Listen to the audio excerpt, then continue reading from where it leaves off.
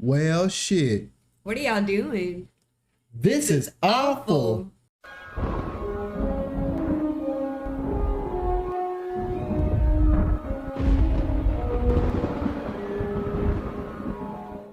I'm Deontay. I'm Jordan. And welcome back. I know it's been a while, but we are back with our review of Teenage Mutant Ninja Turtles, Mutant Mayhem, which is an animated movie.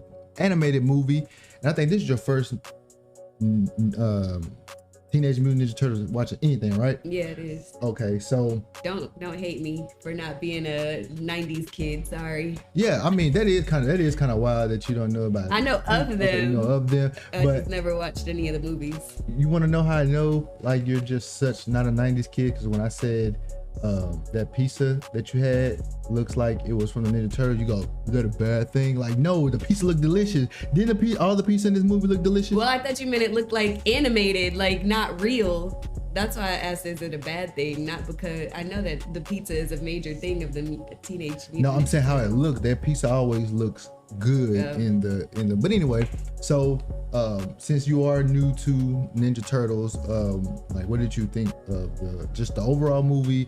Like, I think it was good. It was like very lighthearted, which I really enjoyed in a time where everything seemed so like down and depressing and there's always stuff in the news. It was just nice to have like a fun, lighthearted experience. And I think this is actually the opposite of what we saw with Spider-Man. Spider-Man was very, very kind of dark towards the end, but it was a very animated movie, right? And I think this was kind of on the opposite end of like as far as the tone of the movie. And I think you described it when the post-credit scene wrapped. You said this is what it's cute. Oh yeah, I said it was really cute. Yeah, so I feel like this was a very cute movie.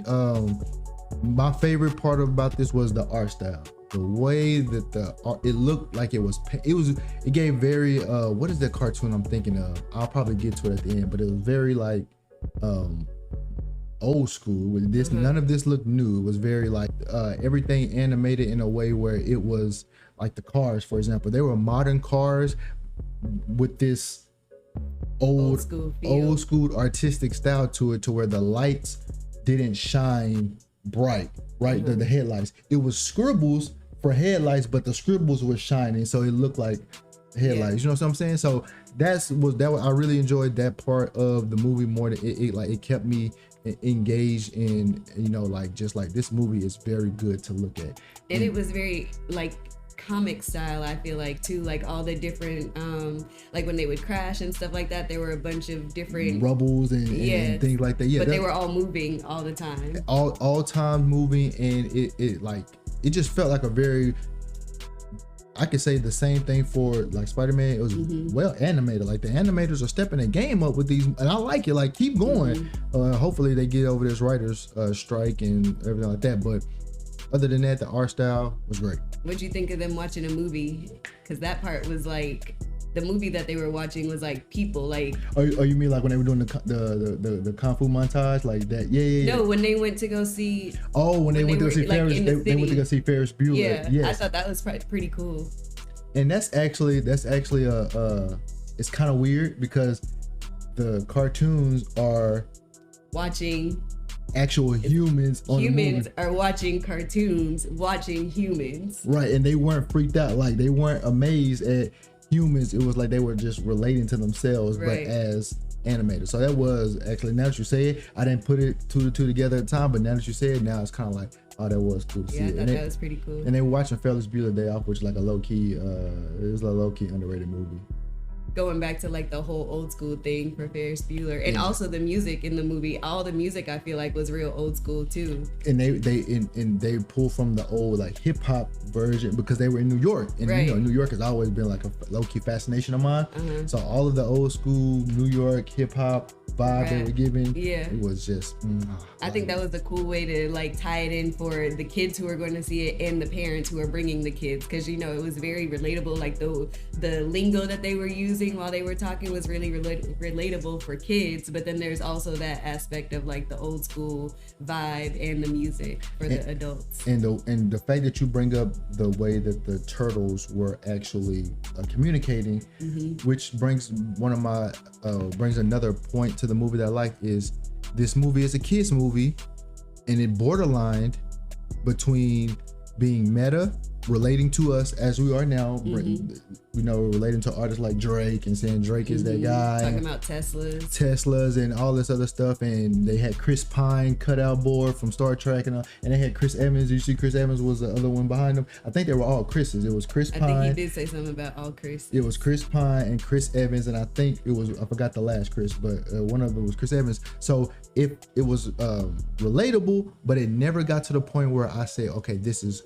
corny. I agree. They never did too much to where it got campy, even when they were acting like teenagers. One of the things that we saw before the movie, I mean, if you go early enough, I don't know if they'll do it for like the general release, because this is a early release, early release of the movie. So I don't know if they'll do it if they do it at the general. Hopefully they do, but they explain some of the choices they made in the movie, where one part they said they just let the kids do whatever they're all teenagers. So when they would do stuff, they were like, what does that mean? Okay, do that, put that in the movie. You know what I'm saying? Like that, I think that's how you get a good movie, when you just like let the artistic expression flow, and then just keep what you want. Like you don't have to keep everything, but just like keep stuff that you want. So I feel like they were actually being teenagers, and that's like one of the most enjoyable things about the movie. That definitely makes it more authentic, because you know, like old school movies, they would get these 30-year-olds supposed to be being like high school kids, whereas and they didn't even sound like it. Sometimes they didn't even you sound, can see like their 5 o'clock shadow.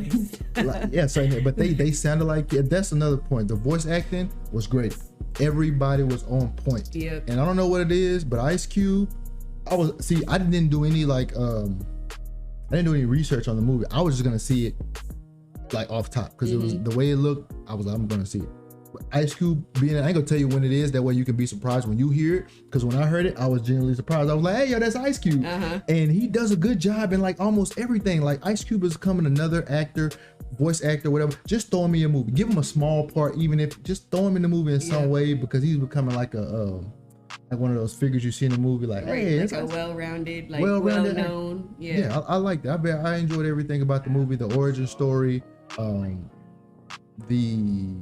Now here's one thing that I felt that they did make some changes to the origin story, but as far as like their dad, so he still is a rat, but the origin story changes to how he becomes, like what he means to the story, as far as like the what's it called, the canon version of him. But he shows signs of it towards the third act of the movie, when he actually goes in, and you guys will know about it when you see it. But him not starting off how he is in the comics didn't bother me. It didn't bother me at all. Oh, I didn't even know, because I haven't read the right. So comics, if you don't, he did have a character arc in it, which was really cool. I like right. that. Oh, they all had. I think they all had a character arcs. Everybody from April, the Turtles, and his father. I think there was a lot, I wouldn't say like plot twist, but I think there was like, obviously there's a level to it where it's like you're going in, you know, it's a kid's movie, it's going to be sort of predictable, but they still had a lot of things in the movie that I wouldn't have expected to be in there. So those were like happy little surprises. See, I knew they weren't going to save the day right then and there. I just thought they were going to mess it up in a different way. You know what I'm saying? Like I thought it was going to be, I didn't know that it was going to take that turn. And they also kind of played on how relatable the Turtles were to Superfly in his game, with going back to the origin story of like, let me tell you how it started. And they kind of had the same point of view, and they wanted the same thing. They were just going about it in different ways. So I think that was real. Cool. I didn't even think about it like that. Yeah. So I think that was really real. Well written, and they gave you a story that is cohesive and it doesn't fall apart on itself, so you don't have to question the logic. They all got what they wanted in the end, kind of. April O'Neil, so she was a big big conversation about how she looked. First, they race bended her. She's normally a white woman in the comics, but they race bended her, obviously. And for me, didn't take none away from the viewing experience at all. No. So now I will say, she didn't stand out to me like April O'Neil normally does. See, I don't know the original or from the comics, but I liked her. I like that she was like a quirky, weird kind of.